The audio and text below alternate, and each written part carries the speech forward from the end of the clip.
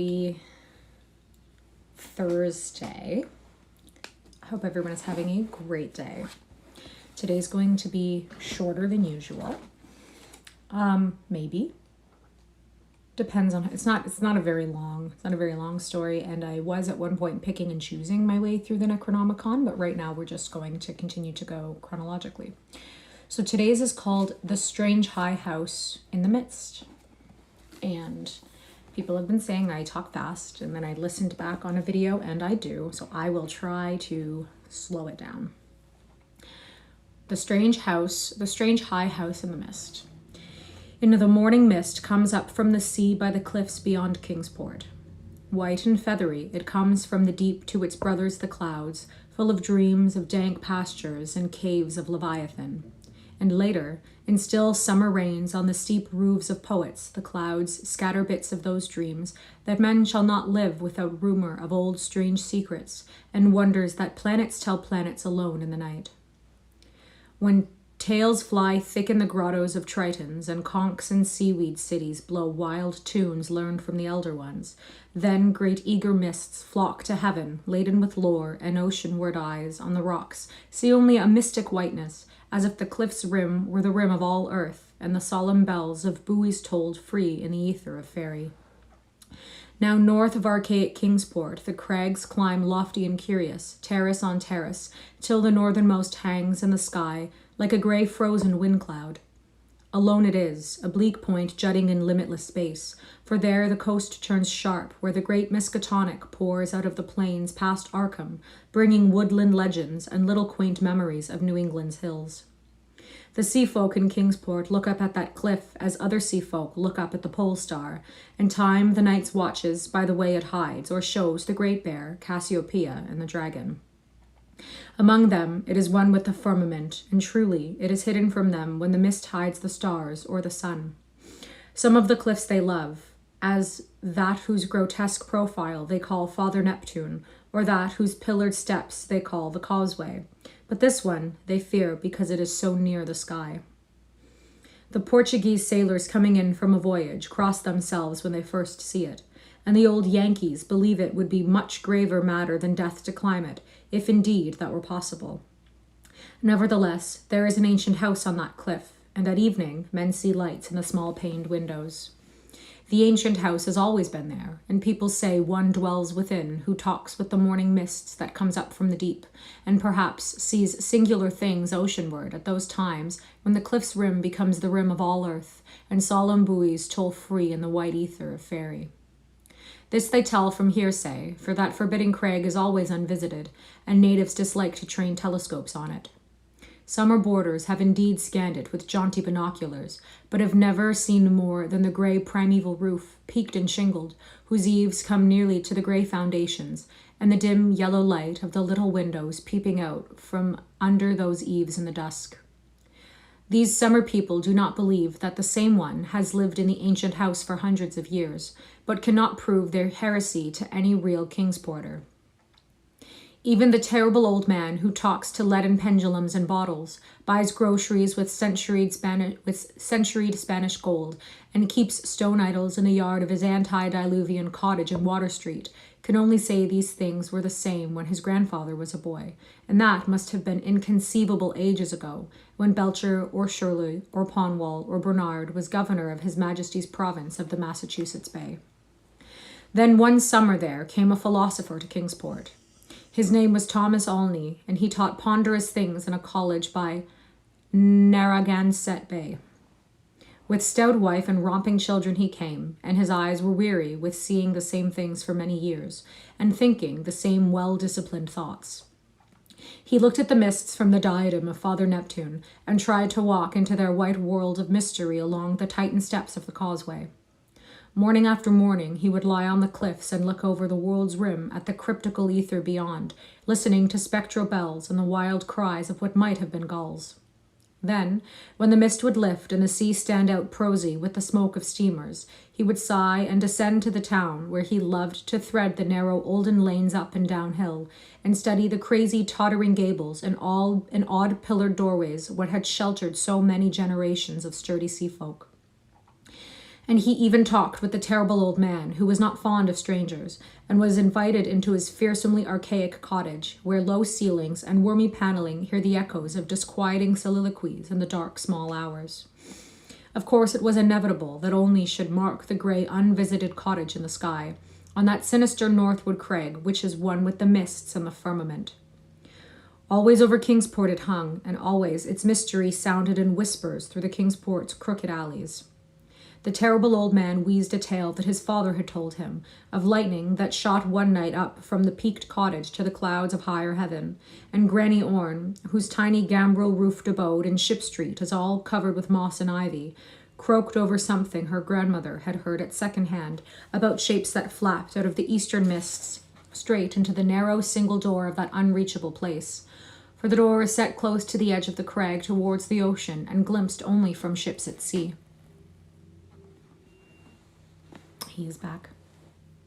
At length, being avid for new strange things and held back by neither the Kingsporter's fear nor the summer boarder's usual insolence, only made a very terrible resolve.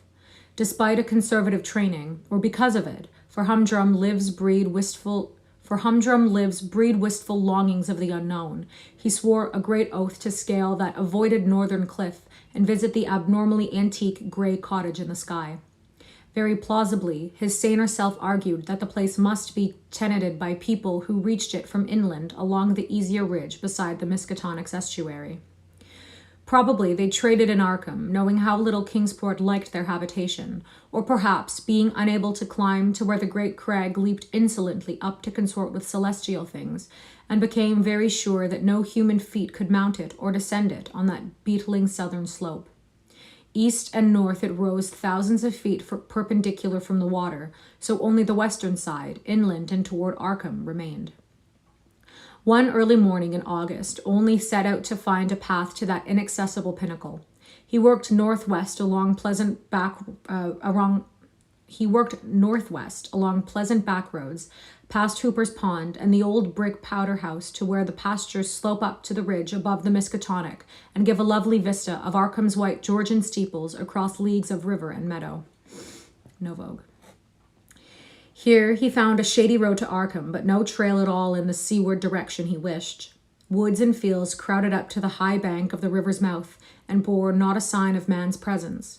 Not even a stone wall or a straying cow, but only the tall grass and giant trees and tangles of briars that the first Indian might have seen. As he climbed slowly east, higher and higher above the estuary on his left and nearer the sea, he found the way growing in difficulty, till he wondered however the dwellers in that disliked place managed to reach the world outside, and whether they came often to market in Arkham.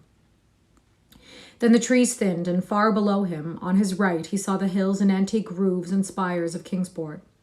Even Central Hill was a dwarf from this height, and he could just make out the ancient graveyard by the Congregational Hospital, beneath which, rumor said, some terrible caves or burrows lurked.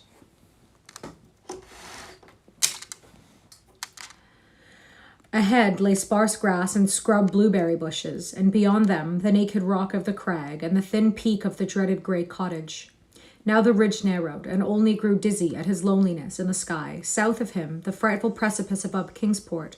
North of him, the vertical drop of nearly a mile to the river's mouth.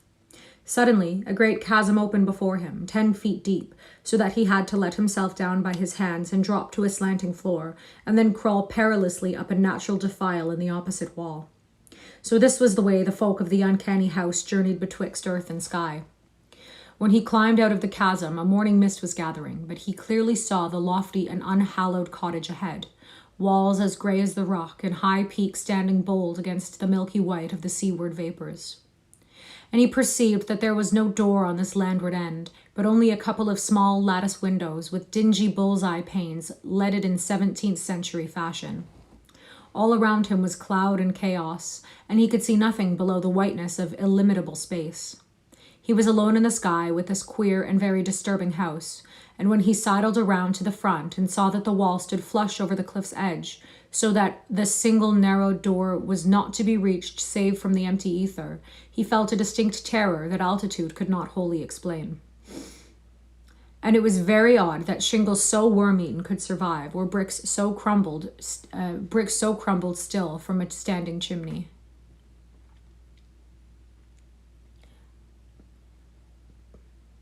Because how is there a viewer called Ace Spades watching and their profile pic is Ace? Because I know him. As the mist thickened, Olney crept around to the windows on the north and west and south sides, trying them but finding them all locked. He was vaguely glad that they were locked, because the more he saw of that house, the less he wished to get in. Then a sound halted him. He heard a lock rattle and a bolt shoot, and a long creaking follow, as if a heavy door were slowly and cautiously opened. This was the oceanward side that he could not see, where the narrow portal opened on blank space thousands of feet in the misty sky above the waves. Then there was heavy, deliberate tramping in the cottage, and Olney heard the windows opening, first on the north side opposite him, and then on the west just around the corner. Next would come the south windows, under the great low eaves on the side where he stood, and it must be said that he was more than uncomfortable as he thought of the detestable house on one side and the vacancy of upper air on the other. When a fumbling came in the nearer casements, he crept round to the west again, flattening himself against the wall beside the now opened windows.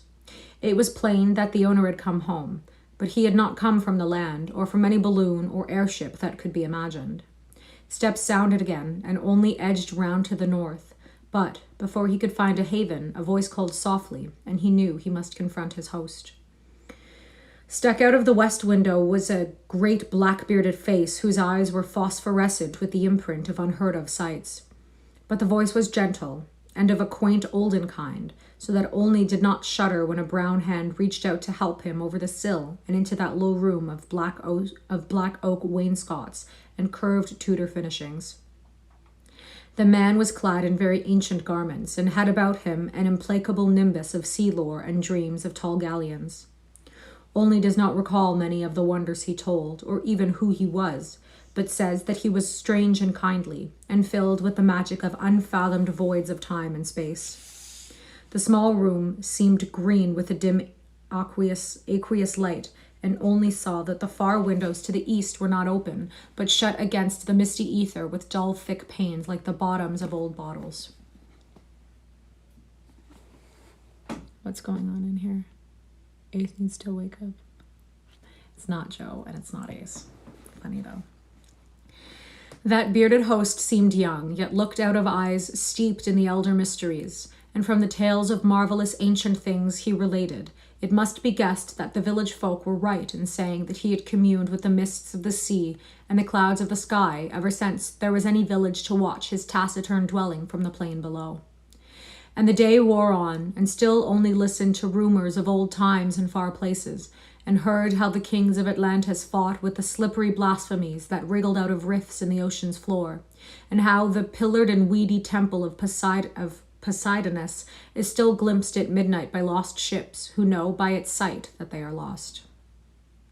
Years of the Titans were recalled, but the host grew timid when he spoke of the dim first age of chaos, before the gods or even the elder ones were born, and when the other gods came to dance on the peak of Hatheg-Kla in the stony desert near Ulthar, beyond the river sky. It was at this point that there came a knocking on the door, that ancient door of nail-studded oak beyond which lay only the abyss of white cloud. Olney started in fright, but the bearded man motioned him to be still, and tiptoed to the door to look out through a very small peephole. What he saw he did not like, so pressed his fingertips to his lips and tiptoed around to shut and lock all the windows before returning to the ancient settee beside his guest. Then Olney saw lingering against the translucent squares of each of the little dim windows in succession a queer black outline as the caller moved inquisitively about before leaving, and he was glad his host had not answered the knocking. For there are strange objects in the great abyss, and the seeker of dreams must take care not to stir up or meet the wrong ones. Then the shadows began to gather, first little furtive ones under the table, and then bolder ones in the dark paneled corners. And the bearded man made enigmatical gestures of prayer and lit tall candles in curiously wrought brass candlesticks. Frequently, he would glance at the door as if he expected someone, and at length his glance seemed answered by a singular rapping which must have followed some very ancient and secret code. This time he did not even glance through the peephole, but swung the great oak bar and shot the bolt, unlatching the heavy door and flinging it wide to the stars in the mist. And then, to the sound of obscure harmonies, there floated into that room, from the deep, all the dreams and memories of Earth's sunken mighty ones. And golden flames played about weedy locks, so that only was dazzled as he did them homage. Trident-bearing Neptune was there, and sportive Tritons and fantastic Nereids. And upon dolphins' backs was balanced a vast crenulated shell, wherein rode the grey and awful form of primal Nodens, lord of the great abyss. And the conches of the Tritons gave weird blasts, and the Nereids made strange sounds by striking on the grotesque resonant shells of unknown lurkers in the black sea caves. Then hoary Nodens reached forth a wizened hand and helped Only and his host into the vast shell, whereat the conches and the gongs set up a wild and awesome clamor. And out into the limitless ether reeled that fabulous train, the noise of whose shouting was lost in the echoes of thunder. All night in Kingsport they watched that lofty cliff when the storm and the mists gave them glimpses of it, and when toward the small hours the little dim windows went dark they whispered of dread and disaster. And Olney's children and stout wife prayed to the bland proper God of Baptists, and hoped that the traveller would borrow an umbrella and rubbers unless the rain stopped by morning. Then dawn swam dripping and mist-wreathed out of the sea, and the buoys tolled solemn in vortices of white ether. And at noon, elfin horns rang over the oceans as Olney, dry and light-footed, climbed down from the cliffs to antique Kingsport with the look of far-off places in his eyes. He could not recall what he had dreamed in the sky-perched hut of that still nameless hermit, or say how he had crept down that crag untraversed by other feet. Nor could he talk of these matters at all, save with the terrible old man, who afterwards mumbled queer things in his long white beard, vowing that the man who came down from the crag was not wholly the man who went up, and that somewhere under that grey-peaked roof, or amidst inconceivable reaches of that sinister white mist, there lingered still the lost spirit of him who was Thomas Olney. And ever since that hour, through dull, dragging years of greyness and weariness, the philosopher has laboured and eaten and slept and done uncomplaining the suitable deeds of a citizen. Not any more does he long for the magic of further hills, or sigh for secrets that peer like green reefs from a bottomless sea. The sameness of his days no longer gives him sorrow, and well-disciplined thoughts have grown enough for his imagination. His good wife waxes stouter, and his children older and prosier and more useful, and he never fails to smile correctly with pride when the occasion calls for it. In his glance there is not any restless light, and if he ever listens for solemn bells or far elfin horns, it is only at night when his old dreams are wandering. He has never seen Kingsport again, for his family disliked the funny old houses and complained that the drains were impossibly bad. They have a trim bungalow now at Bristol Highlands, where no tall crags tower, and the neighbours are urban and modern. But in Kingsport, strange tales are abroad, and even the terrible old man admits a thing untold by his grandfather. For now, when the wind sweeps boisterous out of the north past the high ancient house that is one with the firmament, there is broken at last that ominous, brooding silence ever before the bane of Kingsport's maritime cotters. And old folk tell of pleasing voices heard singing there, and of laughter that swells with joys beyond earth's joys, and say that at evening the little low windows are brighter than formerly. They say, too, that the fierce aura comes oftener to that spot, shining blue in the north with visions of frozen worlds, while the crag and the cottage hang black and fantastic against wild coruscations. I don't know what that means. And the mists of the dawn are thicker, and sailors are not quite so sure that all the muffled seaward ringing is that of the solemn buoys. Worst of all, though, is the shriveling old fears in the hearts of Kingsport's young men, who grow prone to listen at night to the north wind's faint distant sounds. They swear no harm or pain can inhabit that high-peaked cottage, for in the new voices gladness beats, and with them the tinkle of laughter and music. What tales the sea mists may bring to that haunted and northernmost pinnacle they do not know, but they long to extract some hint of the wonders that knock at the cliff-yawning door when clouds are thickest. And patriarchs dread lest some day, one by one, they seek out that inaccessible peak in the sky and learn what centuried secrets hide beneath the steep shingled roof, which are part of the rocks and the stars and the ancient fears of Kingsport. That those venturesome youths will come back, they do not doubt, but they think a light may be gone from their eyes, and will from their hearts. They do not wish quaint Kingsport with its climbing lanes and archaic gables to drag listless down the years while voice by voice the laughing chorus grows stronger and wilder in that unknown and terrible Erie where mists and the dreams of mists stop to rest on their way from the sea to the skies. They do not wish the souls of their young men to leave the pleasant hearths and gambrel-roofed taverns of old Kingsport, nor do they wish the laughter and song in that high, rocky place to grow louder. For as the voice which has come has brought fresh mists from the sea, and from the north fresh lights, so do they say that still other voices will bring more mists and more lights, till perhaps the olden gods, whose existence they hint at only in whispers for fear of the congregational parson shall hear, may come out of the deep and from unknown Cadath in the cold waste, and make their dwelling on that evilly appropriate crag so close to the gentle hills and valleys of quiet, simple fisher folk. This they do not wish, for to plain people things not of earth are unwelcome, and besides, the terrible old man often recalls what only said about a knock that the lone dweller feared, and a shape seen black and inquisitive against the mist through those queer translucent windows of leaded bull's-eyes. All these things, however, the elder ones only may decide, and meanwhile the morning mist still comes up by that lonely, vertiginous peak with the steep ancient house, that grey, low-eaved house where none is seen, but where evening brings furtive lights while the north winds tell of strange revels. White and feathery it comes from the deep to its brothers the clouds, full of dreams of dank pastures and caves of Leviathan. And when tales fly thick in the grottos of Tritons, and conches and seaweed cities below, wild tunes learn from the elder ones, and then great eager vapors flock to heaven laden with lore. And Kingsport, nestling uneasy on its lesser cliffs below that awesome hanging sentinel of rock, sees oceanward only a mystic whiteness, as if the cliff's rim were the rim of all earth, and the solemn bells of the buoys tolled free in the ether of fairy.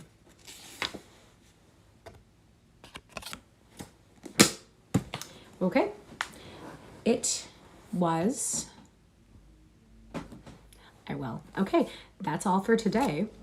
It's just little, because tomorrow is the Dreams in the Witch House, which people have been excited for. It's actually, maybe I'll do it after work because it's 30 pages, so we may not do one at lunchtime, but I might do it after work. So, either way, oh yes, I don't know. I haven't decided. Anyways, thank you for reading with me. Have a great day. I will see you at some point tomorrow. Bye.